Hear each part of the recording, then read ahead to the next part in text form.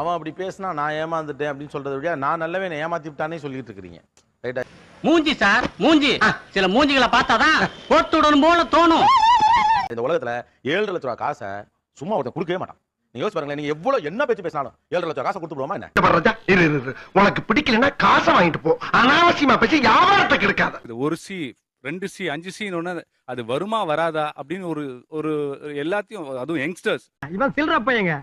ஒரு 5 கோடிக்கு ஆசைப்பட்ட ஒரு யங்ஸ்டர் ஒரு மொபைல் வாங்கும்போது அந்த மொபைலோட ஆப்பை செக் பண்ற அளவுக்கு இன்னைக்கு டெக்னாலஜி இருக்கு. அப்படி கேளுங்க, அறிவு வரட்டும். ஒரு காலேஜ் ஸ்டூடெண்ட் போயிட்டு ஒரு இரிடியம் வாங்குறேன், எங்க அப்பா வாங்குறாரு, மீட்டிங் போனேன், இன்ஜினியரிங் படிச்சுட்டு வந்து இந்த அளவுக்கு இருக்கும்போது எனக்கு ரொம்ப கஷ்டமா இருக்கு.